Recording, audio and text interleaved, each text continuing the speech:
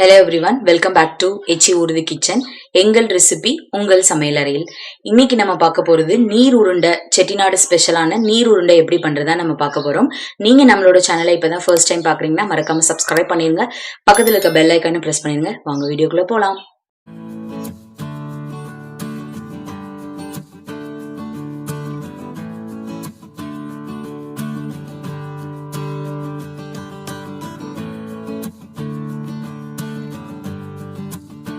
இந்த நீர் உருண்டை அல்லது உப்பு உருண்டை ரெண்டுமே ஒண்ணுதான். இதை செய்யறதுக்கு தேவையான பொருள் நான் நைட்டே 3 கப் சாப்பாடு அரிசியை ஊற வச்சு அரைச்சி எடுத்து வச்சிருக்கேன்.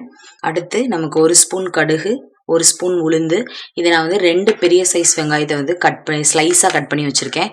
அப்புறம் ஒரு பவுல் நிறைய நீங்க திருவன தேங்காய் எடுத்துக்கோங்க. இது 6 வத்தலை நான் சின்ன சின்னதா கட் பண்ணியிருக்கேன். நீங்க காரம் உங்களுக்கு அதிகமா வேணும்னா நீங்க அதிகமா சேர்த்துக்கோங்க. அப்புறம் கொஞ்சம் கருவேப்பிலை.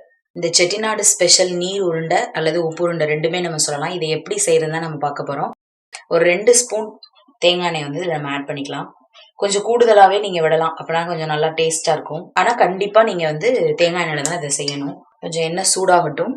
எண்ணெய் சூடானோடனே நம்ம வச்சிருந்த 1 ஸ்பூன் கடுகு, உளுந்து ரெண்டையும் சேர்த்துக்கலாம். இதெல்லாம் வெடிக்கட்டும் ஃபர்ஸ்ட். இப்போ கடுகு உளுந்து நல்லா வெடிச்சிச்சு. இப்போ நம்ம கட் பண்ணி வச்சிருந்த 2 பெரிய சைஸ் வெங்காயம் அந்த கருவேப்பிலையும் ஆட் பண்ணிட்டோம். இப்போ நம்ம எடுத்து வச்சிருந்த வத்தல் அதையும் ஆட் பண்ணி நல்லா மிக்ஸ் பண்ணிக்கோங்க. இது நல்லா வதங்கட்டும். வதங்கினதுக்கு அப்புறமா நம்ம அரைச்சி வச்சிருந்தோம்ல அந்த மாவை இதுலேயே மிக்ஸ் பண்ணி நல்லா கிண்ட போகிறோம். இதை வதங்குற வரைக்கும் வெயிட் பண்ணலாம். வெங்காயம் நல்லா கோல்டன் ப்ரௌனாக நல்லா வதங்கிருச்சு. இந்த டைமில் நம்ம அரைச்சி வச்சிருந்த மாவை இதில் மிக்ஸ் பண்ணிக்க போகிறோம்.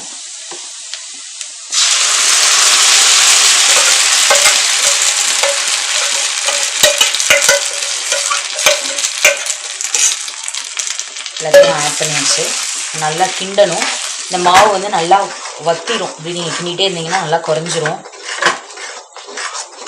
இந்த மாதிரி கண்டிஷனில் நீங்கள் நமக்கு தேவையான அளவு உப்பு ஆட் பண்ணிக்கோங்க.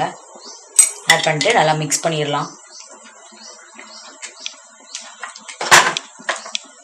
இந்த ஸ்டேஜில் நம்ம திருவி வச்சிருந்த இந்த தேங்காய் ஆட் பண்ணிக்கலாம். ஆட் பண்ணி நல்லா மிக்ஸ் பண்ணிடுவோம். இது கொஞ்சம் மிக்ஸ் பண்ணது கொஞ்சம் கஷ்டமாக தான் இருக்கும், பட் டேஸ்ட்டு சூப்பராக இருக்கும்.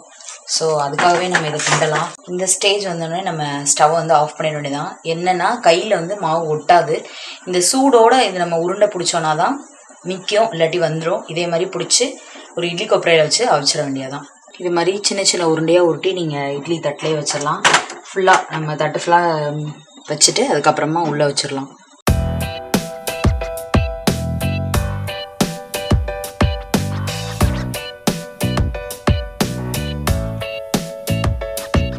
இப்போ இந்த உருண்டை நல்லா வெந்துருச்சு. இதை அப்படியே ஒரு பாத்திரத்தில் நம்ம மாற்றிக்கலாம். சூடாக இருக்கும், ஸோ பார்த்து எடுங்க.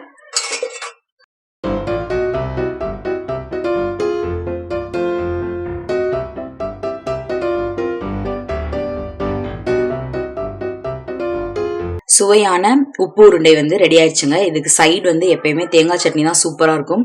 தேங்காய் சட்னியோட இந்த உருண்டையை சாப்பிடும்போது சொல்லவே வேணாம், செம்மையாக இருக்கும். நீங்கள் டேஸ்ட் பண்ணி பார்த்துட்டு எப்படி இருந்ததுன்னு சொல்லுங்கள்.